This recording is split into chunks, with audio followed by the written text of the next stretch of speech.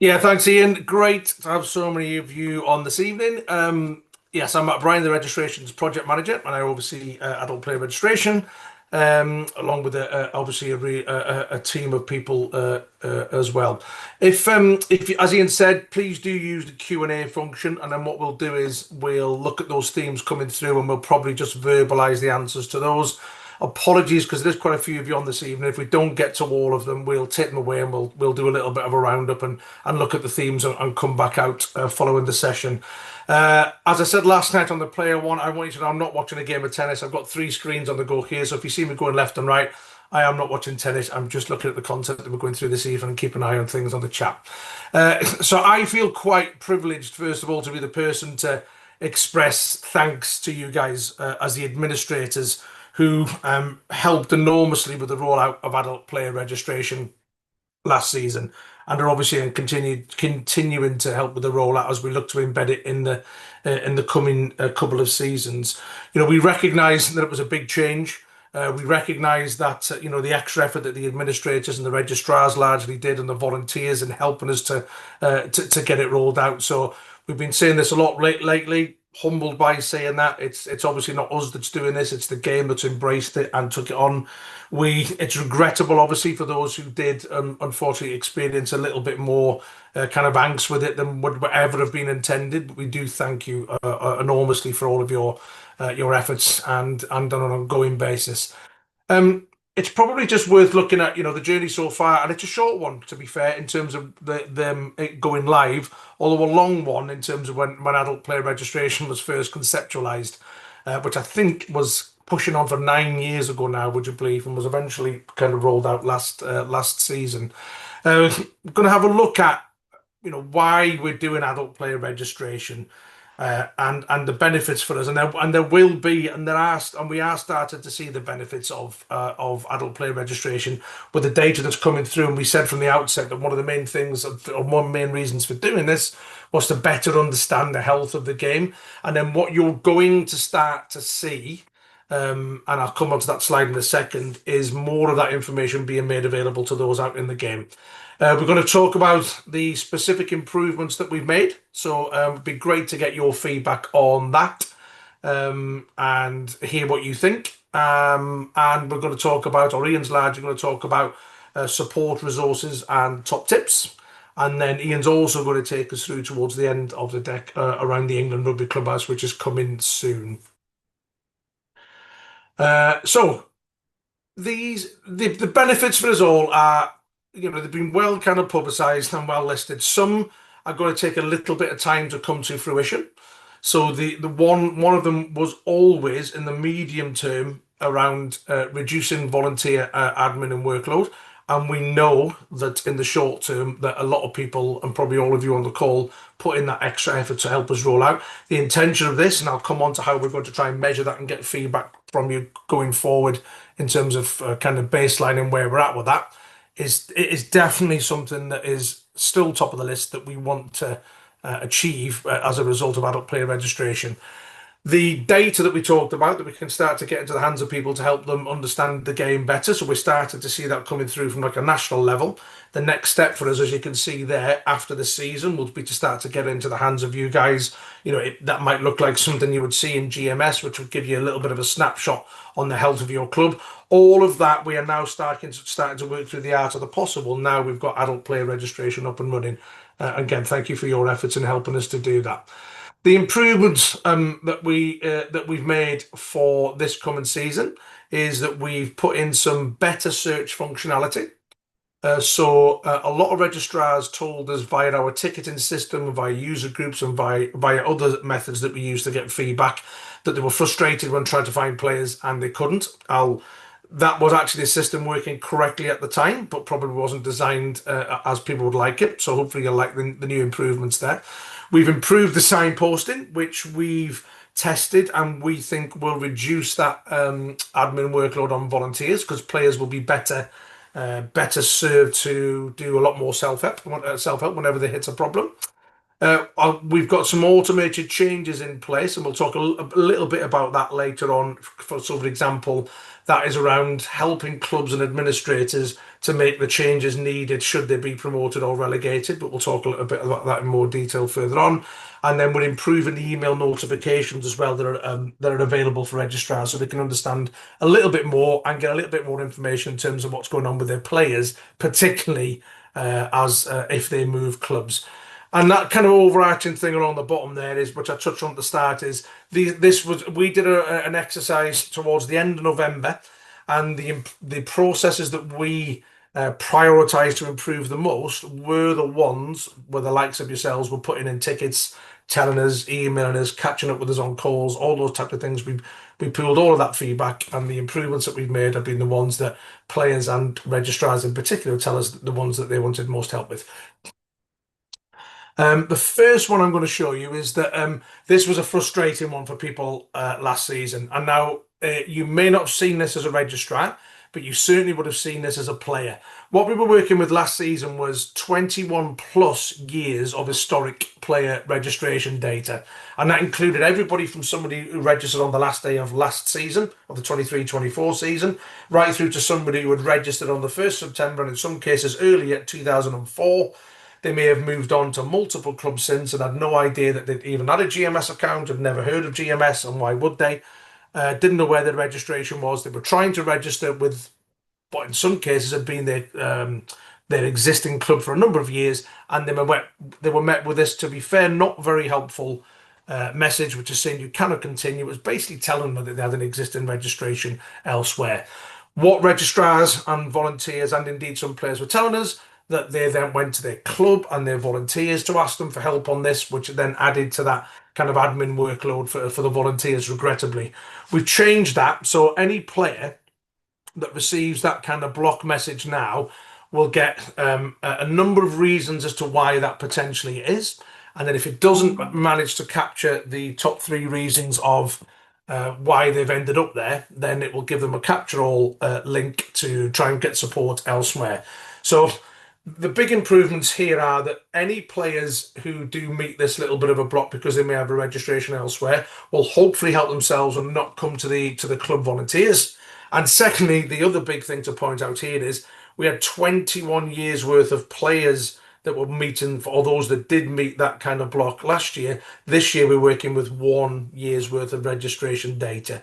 So naturally, from the off, any clubs or any players rather hitting any potential roadblocks should be vastly reduced. It won't be perfect, and we're not saying it's going to be foolproof, but it should be vastly reduced from 21 years worth of data to just 1 year's worth of data, because anybody who did not renew their registration last season has already been made inactive, so they will just register afresh. So they will not hit those hit that kind of roadblock.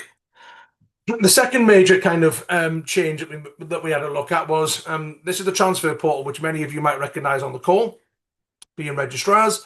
You were trying to find players, and it was returning a zero search essentially, and you were getting really frustrated because you knew players existed. This was actually the system working as it was designed to do at the time, because obviously to be eligible for a transfer, a player firstly has to be active elsewhere, and what registrars were trying to do to transfer a player who wasn't active, so it wasn't returning that search. And also, excuse me, it was needing you to put in both the surname and the date of birth. Surname quite easy to find from people, but it was a little bit more of an admin task for volunteers and administrators to then try and get the date of birth off that player to then search for them. We're changing that now, and we're moving it from 2 of 3 search fields to 4 search fields, and you only need any 2 of those search fields in there if you're trying to look for a player. And it's important to note that this functionality will be right across all of the registrar search functions. So if you're doing a transfer, if you're trying to do a student pass, a services pass, an England Academy player, a WDR, a women's dual registration, or a loan, you get the access to the same functionality as what you're seeing here. So you can put in first name, you can put in second name. If you know the player's ID, and we are starting to see some players, very early days, who do know that ID, so they're passing that on to clubs, but we appreciate that's very, very still in the minority. If you don't know that and you just have the first name and surname, then you'll be able to put that in, and what it will do is it will return every player in the system with whatever search criteria you put in of the 2 of the 4, and it will return a player, any player, regardless of their status. So this season, if we can count this as 24-25, you would only have seen players returned there that were active. Now you will return all players which, if they're inactive, if they're pending, if they're awaiting approval, if they're awaiting their agent approval or approving their own contract, you will see them all. And the benefit to that we think is that then, if for some reason you're unable to transfer the player in, we blend it into the system now. I think it's up to 60 banner messages, because I've written them all, that will tell you what to do. So if somebody here is searching for David Brown, they've gone to click on David Brown, and then this banner message will pop up, and it will say the player isn't eligible for transfer, but will tell you why and what to do next. And in this one, it's quite an easy case. He's inactive. He doesn't need to be transferred in. You can tell David to go and register afresh. And if he doesn't know how to do that, you can click on the hyperlink and then forward that link onto David to help him to register for your club. And we've got the appropriate banner messages for all of the player statuses, if they're pending, if they're suspended even, if they're inactive, as you've got there. And of course, if they're active, then you won't see a banner message, then the transfer will go through. So we've done quite a lot of testing on this one, both the registrars. We've been out on the road to a limited extent. Before this evening, we've got some good feedback on that, so we hope that will be an improvement that you as registrars will like and get a lot of benefit from. As I said earlier, I mentioned that search functionality was also going to be available in EAP, so England Academy players, so where people bring those players essentially on a loan, and that's probably a good point to highlight a change that we've made there. So for those of you on the call who are used to working with England Academy players registrations or women's dual registrations, you were telling us that you were a bit frustrated that they were coming in and then you were having to uplift them to RFU registration and the extra tasks that you were having to go through there. That's now been removed. So if you apply for an England Academy player, then as soon as the other club has approved that, and then essentially they will automatically be registered for your club and good to go and ready to play. So again, removing some clicks and some steps that our valued volunteers were undertaking this season, but they won't need to next season. I'll just pause there for a second, Ian, and just have a look at a couple of questions before we go on to some key dates and communications. So Andrew Lord has asked, will a player need to renew registration with 24-25 club before moving to another club in the 25-26 season? Andrew, the answer is yes, they will. And there's a couple of things, and that also was a process that people said was causing some frustration. Some kind of automatic kind of benefits to highlight there are that we were working with 21 years worth of players who were needed to renew their registrations. We're now working with 1 year, so that's going to be significantly reduced in terms of number. They will need to renew their registration with their existing club, and then you'll be able to transfer them in. If for some reason they're not renewing or whatever that might be, and you try and transfer them in, you will see through the search functionality what they need to do next, because it'll say awaiting renewal, the banner message will pop up, and then you can forward any of that communication onto the player in terms of what they need to do. This process, amongst pretty much, well, all processes really, are constantly under review, and it might be one that we would revisit for the 27 season to see if there's a better solution. So we've improved it. We hope you feel that. We hope you get the benefit from that, but that doesn't mean to say that it's going to be left there, and we won't look to improve that in future seasons. David Richardson, apologies if I've missed anything, but we'll be getting notifications to let us know when season is open. Hold that thought, David. That's coming next. Linda, what are the limits regarding the number of registrations permitted in a season? There aren't any. Sorry, I'll take that back. There used to be 100 player limit. And off the top of my head, I think that was removed 2 or 3 seasons ago. I think, Ollie, and help me out here, I think that might still remain for PWR. Yeah, it still applies for our men's and women's premierships and also the men's championship. But below that, we don't have limits on the number of players clubs can register. Great, thanks, Ollie. So yeah, level 3 and below in the men's game and level 2 and below in the women's game, there's no limit in terms of the numbers of players that could be registered. And David, I'll come to your question now. Okay. So key dates and communication. We'll keep an eye on the questions, and then we'll come back to those as we go along. So yeah, 23rd of June. There'll essentially be a little bit of a blackout. Like, it'll be a shorter one than what we had last season. So we'll essentially turn off player registration. So you may see the tile disappear, or you may get a landing page, excuse me, which will tell you, the launch is coming, or this season switchover is coming soon. From the 1st of July, then players and registrars will be able to get into the player registration module and carry out all the tasks that you need to do.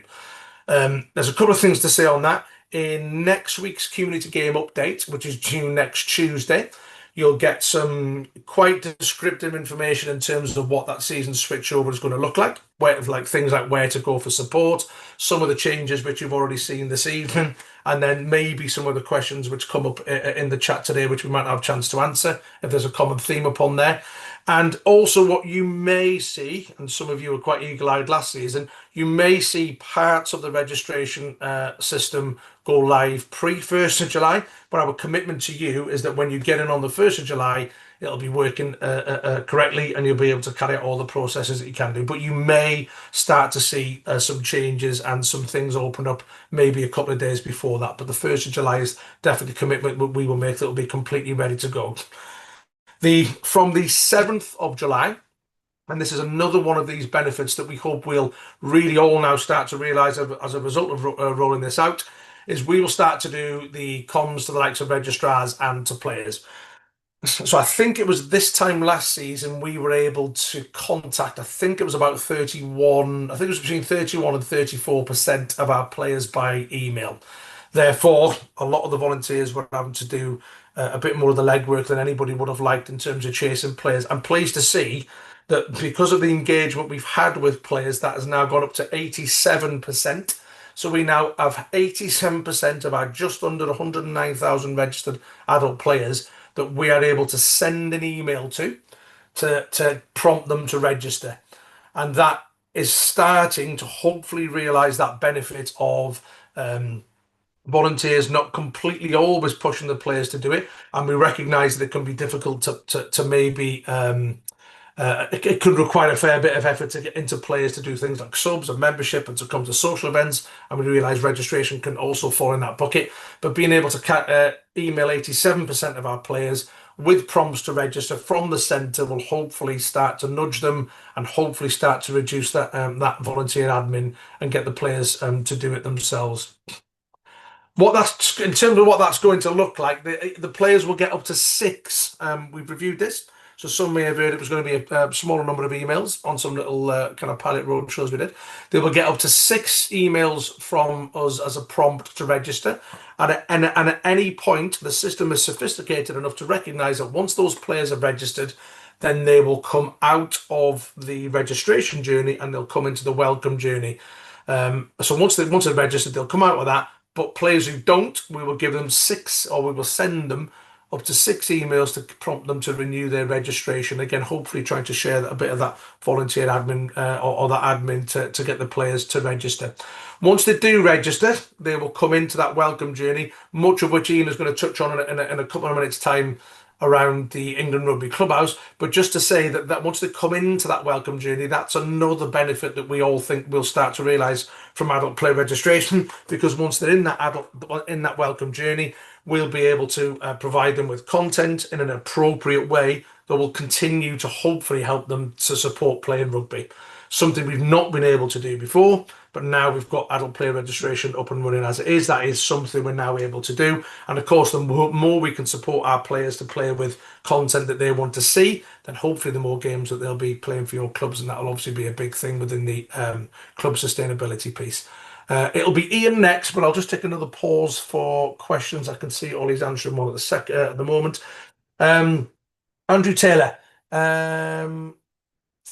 Okay, so Andrew's got a view there, and it's a view that is well trodden, and we've heard that players aren't interested by email communication and they're not interested in going anywhere near GMS, and the admins have to do it. Yes, we do hear that, Andrew, but what we have seen to kind of pair alongside that, and we know that this is going to take at least a couple of years for it to get anywhere near embedded with players. And if we ever get to a situation where it isn't, then obviously we'll review the approach. I guess what I would run alongside that is the fact that we got just under 109,000 players registering. We got players I'm not intelligent on the hoof to work out what the numbers is between 34% and 87%, but it tells me it's at least 50 to 60,000 players since the rollout last year have expressively gone in and updated their email address, or a volunteer admin has updated their email address. But the player has then validated that and verified that email address by going into that email and then clicking that they're verifying it. So yes, we accept that it is difficult to get some players to do it, but we are seeing increasing engagement from our players on there, naturally by the number of players that we're now able to contact.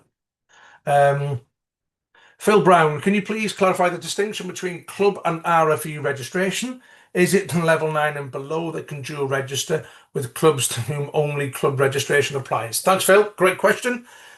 So in the men's game, it is level 9 and below, which is counties 3 and below, and in the women's game it is level 5 and below, which is national challenge. Sorry, level 5 and below, national challenge 2 and below, where we are looking at where you can get the club registration, the RFU registration levels.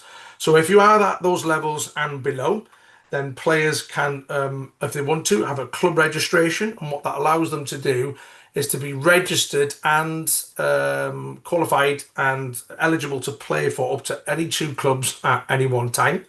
And those players can turn those numbers over as they wish. And the reason that that's there is the recognition of the flexibility, more flexibility potential needed at the lower ends of the game, where game completion rate can sometimes be a little bit more important or a bit more of a stronger factor to take note of. So yes, club registration, players can have and be registered for and play for up to 2 clubs at any one time, but they can turn those over.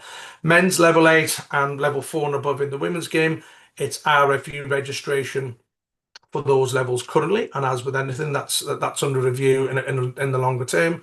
And any player, with an RFU registration can only register for and play for 1 club only, with the exception of a student pass and services pass. And Ian, just like last night, if you could just put a link to student and services pass into the chat, I'm sure some of you will be really familiar with that. But for those of you who aren't, I do encourage you to click on that link after the webinar and have a look and see what that looks like. Ian, I'll hand over support and resource to you. I will send all the links out to everybody. Oh, your sound's not great, Ian. Sorry. I will send out a link to everybody. I'll pick this up for you, Ian. So just to talk through the resources that are available to support the game, just while Ian maybe gets his headset plugged in. There'll be a suite of communications coming. You would have seen the warm-up messaging in the community game update last month. You'll see the more descriptive messaging coming in the community game update next week. And then you'll also see specific emails coming out to role holders, which we touched upon earlier with regards to the player registration journey and providing a bit more detailed information to our registrars. And I'll let Ian pick up the community rugby help onwards. Excellent. So Community Rugby Help is our one-stop shop for all the support and resources that you need around anything technical around GMS or any processes around adult registration. There are 21 articles on there to support registrars and club administrators in this space, but I think there's about 38 looking at adult registration, and that's different things. There's a search bar at the top where you can search your most common queries, and it will just automatically bring up the article for you. And within those articles is helpful step-by-steps and embedded video links to our how-to video guides, which are housed on our YouTube channel, which if you search on YouTube, you can go and you type in Community Rugby Digital, you will be able to access our how-to videos, and there's some helpful videos to socialize amongst your playing group, amongst your players, to encourage them to renew registration. You would have seen the one with the England players in last year if you were around doing registration last year, We are updating those videos this month with a view to those going live from the 1st of July onwards. So do look out for them. We'll obviously communicate when they're ready and available as well. And then lastly there, we also have a network of GMS support trainers. We have 7 of them in total across the country, and they're available to support clubs who still are unsure what they need to do. Maybe if you've exhausted all options via Community Rugby Help, you've watched some videos, but you just need a bit of guidance, a bit further input from a trainer. And they primarily deliver those sessions online and do that one-to-one. So useful tool and group of people. They're all volunteers in the game, but they work as casual GMS support trainers for me. So they're very well versed in GMS and all aspects of it, and great team. So do look out for that. And obviously we're in our webinar program now. So we kicked that off this week. Last night we had the session for players, which has been recorded. It will be available on the Community Rugby Digital YouTube channel later this week. So if you wanted to share that amongst players, if you think they may watch it, or if you wanted to look at it from your admin point of view to see what we shared with the players, then that is available, that is there. We're here tonight with our admin session. We are running the same session for players and the same session for admins that we've run tonight later at the end of this month. So if you know people that have missed it and you think it'd be worthwhile to come on live, or maybe you think, I'd just like to watch it again and ask another question, more than welcome to come again. That's at the end of the month. And on the 9th, we've got some more niche sessions. So we've got a session targeting clubs that are promoted or relegated this season. So for example, if you've gone from a club registration type level of the game and you're moving up to an RFU registration type, just a session to highlight the things that you will need to do now at that level. So, and then the same for any new volunteers that are undertaking the role as a registrar. That'll be more looking at some of the key processes. So if you were last year, we took everyone through a lot of key processes. This will be very similar in that sense, just around the key core processes that you may need to know as a new volunteer who's looking after your club's adult registration. Again, all these sessions available on the Community Rugby Digital YouTube channel. We will record them all and they will all be accessible. Thanks, Ian. Just before we go on to the top tips, it's a good one to pull out David Metcalf's question there. So David has asked, we have gone down, sorry to hear it, David, we have gone down from level 8, so counties 2 into level 9, which is counties 3. Do we have to deregister those with RFU registration for level 8? So first of all, David, if you and any of your peers and colleagues wanted to know more about what those changes look like, then that 9th of June webinar is for you. If we can put the links into that to sign up, Ian, we'll put that in there now. If not, we'll signpost you back to the community game update from last month. And the answer is we will do that for you. So we will run what's called a script in the background that as soon as we go live, that will convert your players' registrations from RFE registration to club registration, so you don't have to do that.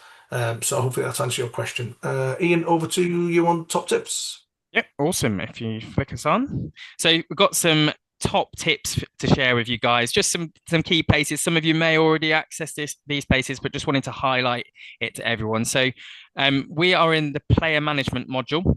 And we're on the dashboard for that module.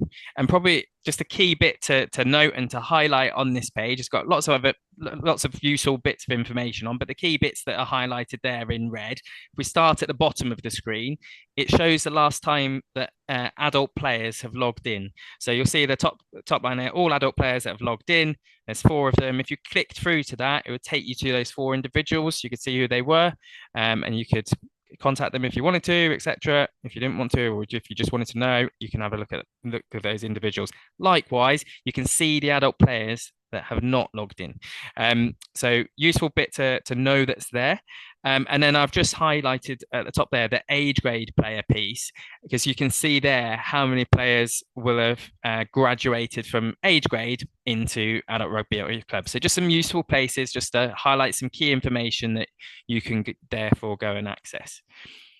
The second one is we're now in the organization profile module. So top left-hand corner of the screen, the menu icons, there's nine grids 9 Grid Iron there. Click on that. We've gone to the organisation profile. We're on the home dashboard. And from there, we've scrolled down to the bottom of that home dashboard. And some of you may have used these last year. It's something that we implemented last season to hopefully help you guys in pushing comms around this to your players and your membership. But ultimately, there's some QR codes that you could share, or you could, some clubs have fed back to me, have put up in the changing rooms at their clubs, depending on what part of the system you're looking at. So if you've got any brand new players, there's a link there. They've never been on GMS before. There's a QR code, or you can copy the link, because obviously if you're on a mobile, you can't screenshot a QR code, but you can click on a link. So 2 options there. Same if your club uses the optional feature in GMS of utilizing memberships. You can send a link that takes your membership straight to that piece of information, and then the same for creating an account and taking you to your own club dashboard as well. So some useful links there. Check them out if you haven't seen them before, but worth looking at and utilizing and seeing how you could do that within your club. You've got a few weeks to decide how you might want to implement that in your club, so worth checking out.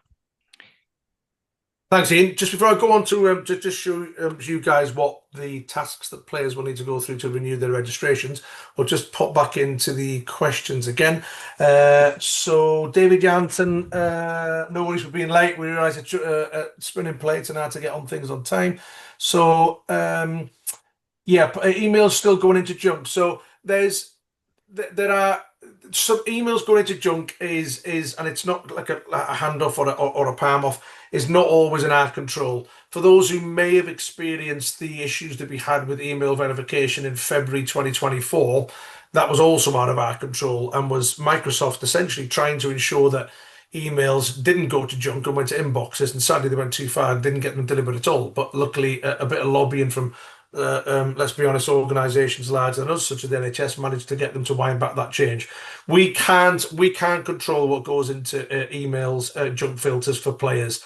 It's something that is not entirely in our control, so you may still need to signpost players to have a look in their junk email. Other big issue, David Jansen found that the system wasn't mobile friendly. Has that been improved? Well, I'm going to go on to the mobile view in a second. It's an interesting reflection. So sorry that you got that from your players, because we know the majority of players, I think it's about 75 or 76% of all of our sessions are carried out now in mobile. Granted, as registrars, it's trickier to potentially do things like transfers and things like that in a mobile version. Probably not something people would essentially look to do.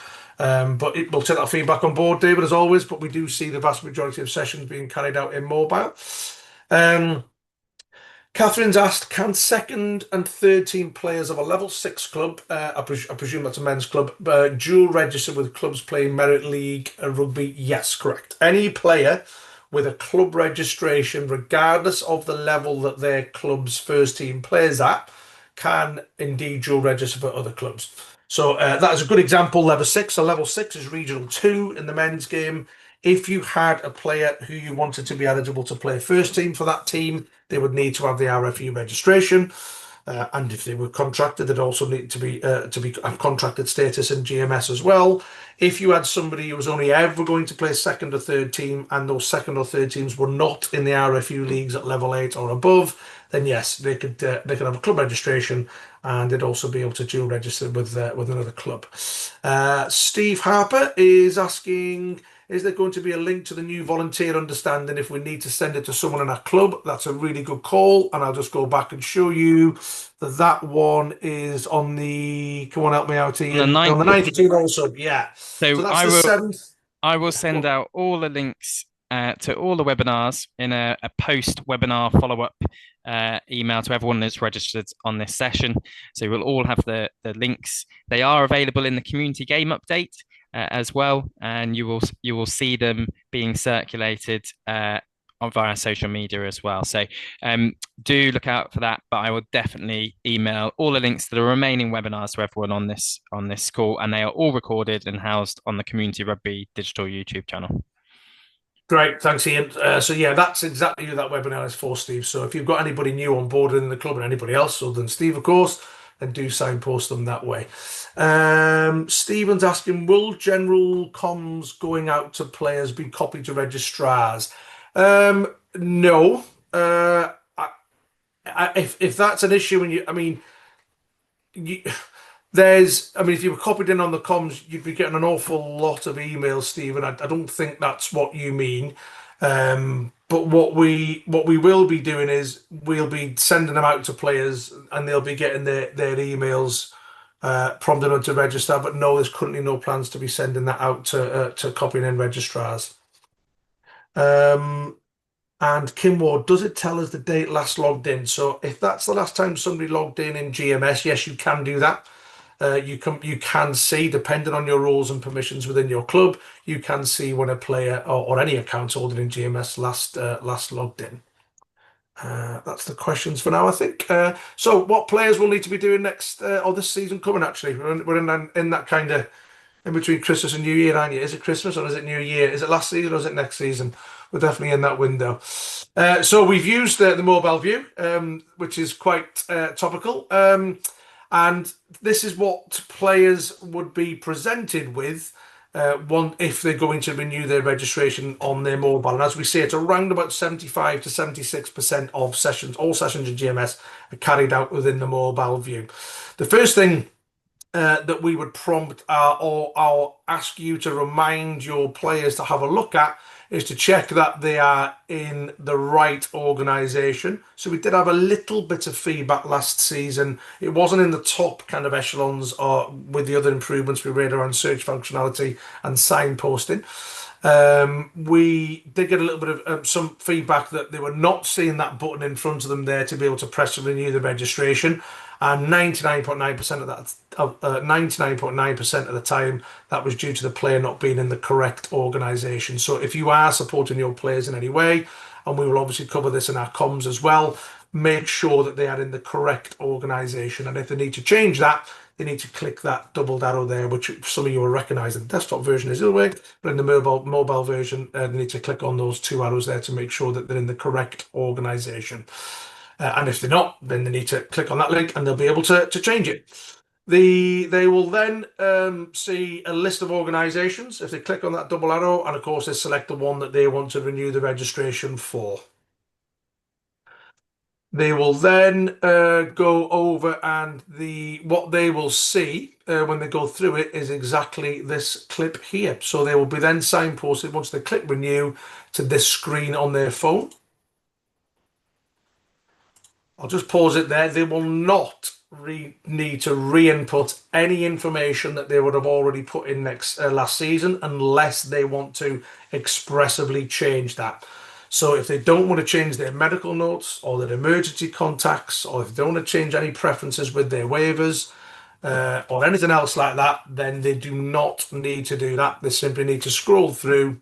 They can check if the information is correct themselves, and then they click on submit their registration, and that's it, they're done. So they log in, they get presented with that view, they check they're in the right organisation, they click renew, they go to the form. It's an opportunity for them to change their information if they want to. If they don't, they simply scroll to the bottom and then they click submit, and that's players done. That's all that they need to do. Probably just worth there, Matt, is if we look at the middle clip there, middle picture there, you can see there's a shirt icon. When the shirt icon is green, that means that the player is registered, their status is active. If it is amber, it means the status is pending. And if you look on the left-hand side of the screen, on the left-hand image, you'll see that it is greyed out. That means they're not in. They need to renew. They're in that renewal required state. Great, thanks for that, Ian. We'll just take a pause there for questions. Rebecca, hi Rebecca. Thanks again for the cream tea the other week in Withercombe. A lovely little trip down there doing some little pre-launch activities. It would be good to get a draft copy of the comms that has been sent to players so we can see the wording. This will help us. Okay, that's good feedback. It is likely, in fact, it's almost certain that each of the 6 will be different to make sure they're not hearing the same thing, but leave that one with us, Rebecca, and we'll take that away. And David, just wondered if we'll receive any form of notification when a player registers successfully, or is it a case of checking the dashboard periodically? Let us take that one away, David, and we'll include that in the community game update for you next week. Ian. Thanks, Matt. So just wanted to highlight something that is coming soon, and it's called the England Rugby Clubhouse, and it's primarily targeted at adult players, so players that are 18 years old and older, and it is a logged in space on englandrugby.com. So if you move us on there, Matt. So this will be a place that a player can access from within GMS. They'll be able to click on a Clubhouse link, which will be housed in the quick link section. And from here, they'll be able to see their playing stats based on what has been inputted on the electronic match card. They'll be able to access links to different parts of the website, for example, information around head case. There'll be a notification banner that we can put messaging on to highlight things to players. They will also then see their club information, their team's fixtures and results. We'll be able to signpost to different relevant player content. So, for example, some videos of players doing pre-game tips or some warm-up sessions or kicking, some different bits of content that players are interested in. And an easily accessible place. But the best thing to bring this to life is if we've got a nice little mobile clip of what a player will see, which Matt is going to play for us now. New users to the Clubhouse will see a wizard stepping them through the key features that are now available.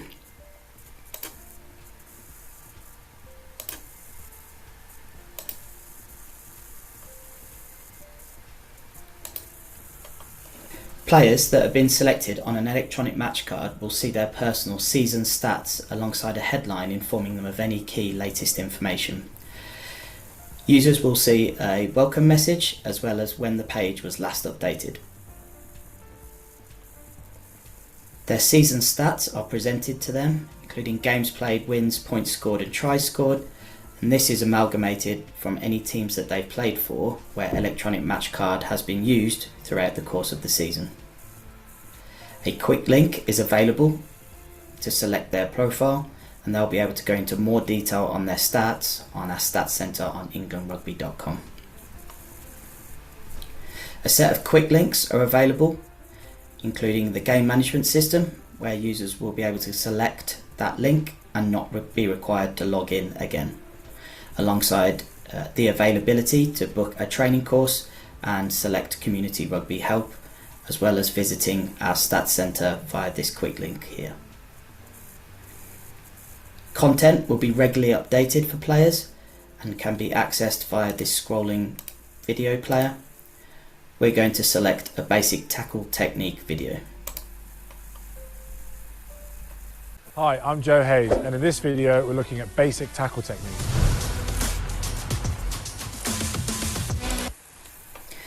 These clips will be regularly updated to encourage repeat visitation for our users.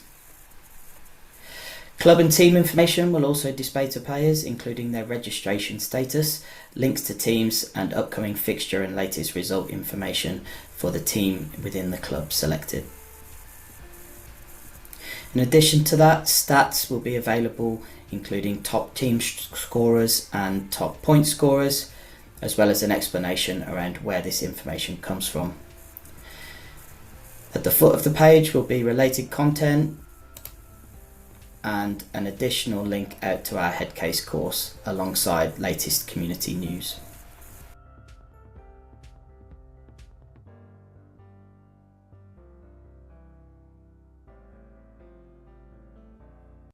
New user. Excellent. So just going to launch a poll now just to get your initial thoughts of that. So I'm going to just click on the poll now and I'm going to launch it. So that poll is now live. If you could On initial viewing, do you think the Clubhouse will provide interest and value for our players? Do you think they'll be interested in it, basically? Do you think players will like that? What do you think from your point of view? Some of you might be players still.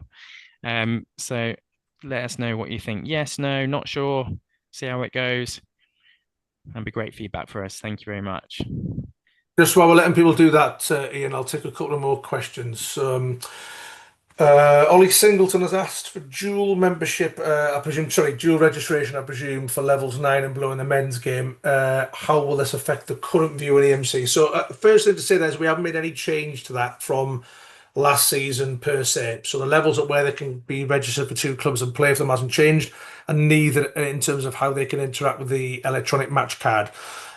If a player is playing at a level where the match card has a setting on it for club registration, that's something you guys don't need to worry about. It's the competition organisers who set that up. The players need only be club registered. RFU registered players can also play at those levels, is important to add, but they can play with a club registration. They can do that club registration before the match, or they can actually do it after the match up until midday on any given Tuesday. So what that would mean, as example, is if you've got a player who's playing in the women's game at National Challenge 3, play becomes available really late in the day, coming home from work or something, or whatever it might be, or even at half time, which is obviously a real scenario, and that happens. Then let's get the player on the pitch. Let's get them appropriately warmed up first off. Let's get them on the pitch, and then they can do their registration by before 12 noon the following Tuesday. And as long as they do it by then the settings allow that player to then retrospectively be added to the electronic match card, which then keeps everybody sweet with regulations and things like that. If they were not to register until, let's say, the Wednesday, and they played the weekend before, then that retrospective registration would not be allowed to be put onto the match card for the game that they've done there. So to summarise, no changes in that space at all in terms of what the question Ollie's asked.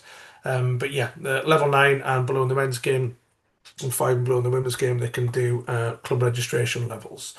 Annie has asked, how do admins see player stats games played?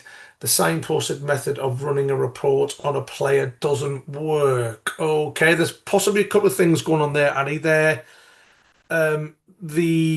We're doing some work. We're obviously working on adult player registration right now. There is a project which has already started, albeit in the background, which is looking at the reporting side of things. You'll see more delivery in that space from November onwards.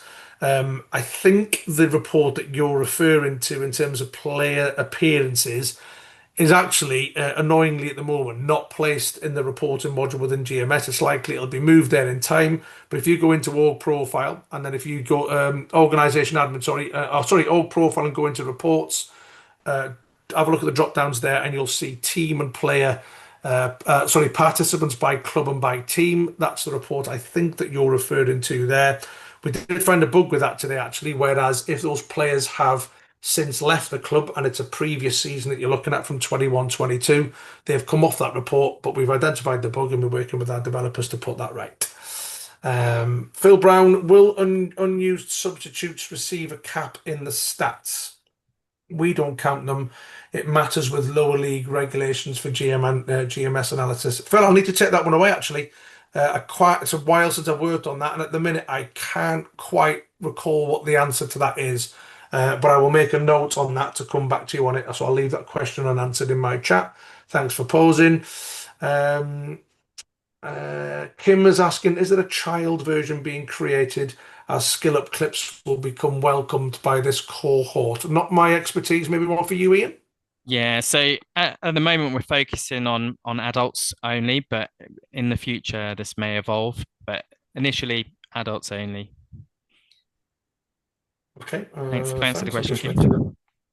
Thanks. I'm just making a note of Phil's question, and I did see someone else mention this. It must have been answered by Ollie or by Ian. I think it was around player stats, and Ian Brown's got the same. If it is the Ian Brown from Yorkshire, hello Ian, long time no speak.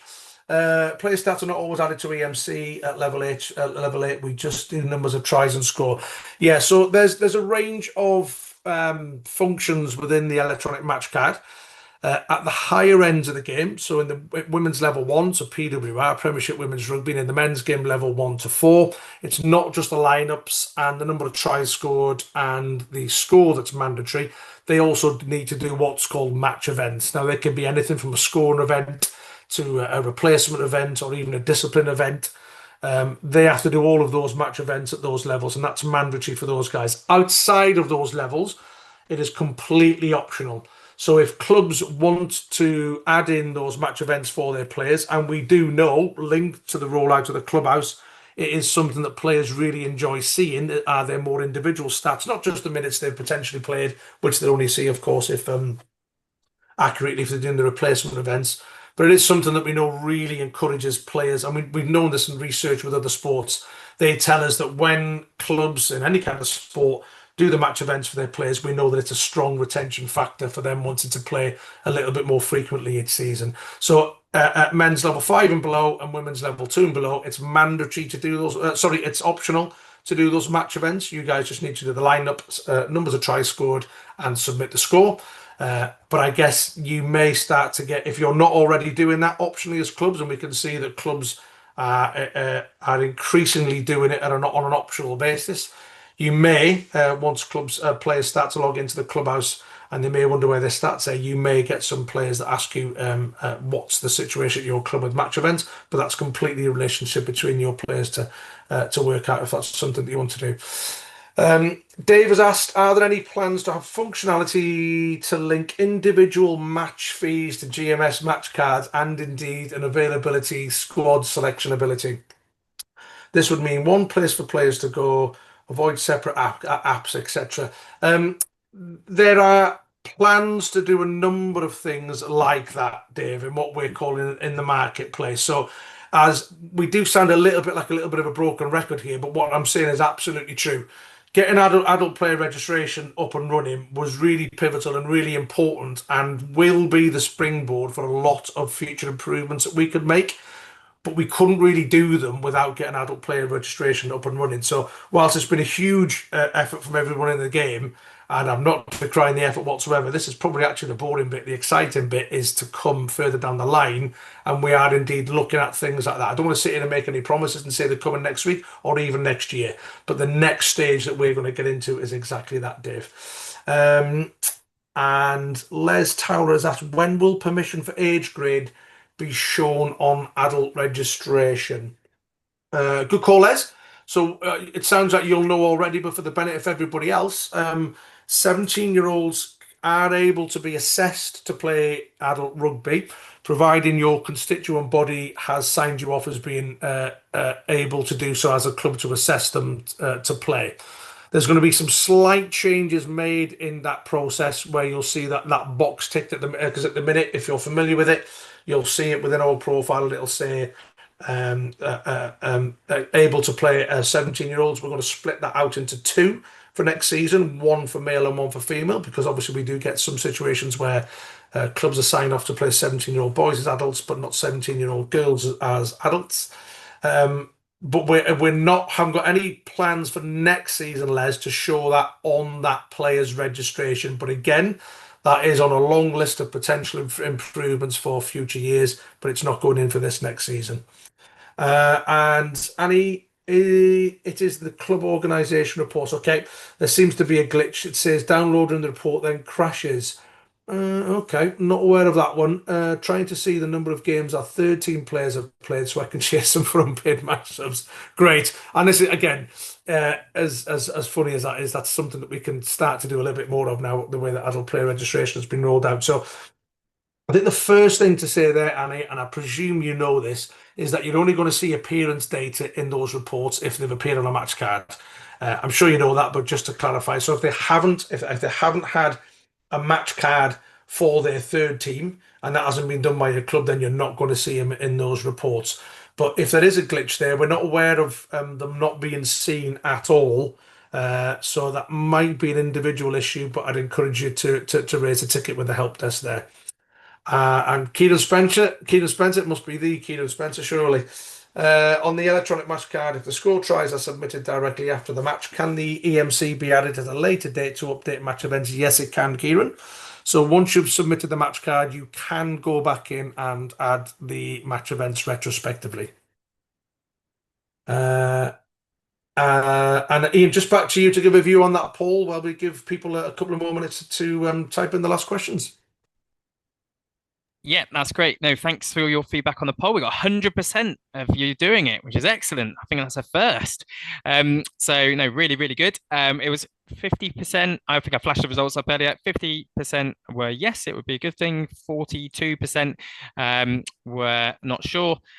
So yeah, a good mix. Good on initial viewing. Thanks for your feedback. Really appreciate that. Okay. We'll just pause for a minute there just to see if any more questions come in. But Ian, I'll probably hand over back to you to round up. Yeah, excellent. Thank you so much for all attending tonight. We've had some brilliant questions coming in. We have answered pretty much all of them. So that is, in fact, all of them. So really good. Thanks for sharing them with us. Post session, I will be sending by the end of this week. You will have an email if you have registered for this session with all the relevant links that we've talked about tonight, and the future session links as well. So thanks for coming. This recording will be available. That email, and we will see you again soon. Hope you have a little rest before we start getting into that season switch over time. And you will become very busy again ahead of that start of the season, and getting ready for the new season already. And Ian, I'll literally take these last two questions. Sorry to interrupt. So Jeff is talking about point of sale. Link between point of sale can be seen as critical. Sounds like he's had a couple of issues there with his QR code maybe being redirected. Jeff, you've got our details there. If you want to just reach out to us and let us know if there's something wrong with the QR code in your GMS pages, we can pick that one up. Graham's asked at a previous Zoom meeting, the question was asked if registration could be linked to membership. Has anything been developed? Yeah, that's a watch this space, Graham, on a not going to be coming in the next couple of months, but it is definitely something that's currently being looked at with a whole host of other things based largely actually on a lot of the roadshow feedback that the likes of Bill and the leadership team went out to do. So, and again, I sound like a broken record. Those are the types of things that we can take back from the people in the game now who are right at the coalface like you guys, and start to look about how we might potentially develop those. Now we've got adult player registration up and running. And a couple of people saying, thanks, looks pretty good. Hopefully it comes together ready for kickoff. Well, hopefully, David. As I say, the plan is always to make this better each year. We're really confident that it will be better than last year, alone just looking at the much reduced levels of old historical and bad data that we're looking at. But yeah, a big thank you from me and the team for everybody in embracing the rollout and put all the effort in to help make it as it is so far, and how it'll develop from here, I'm sure. Awesome. Thanks all for your time. Have a good rest of the evening. Thank you. Thanks all.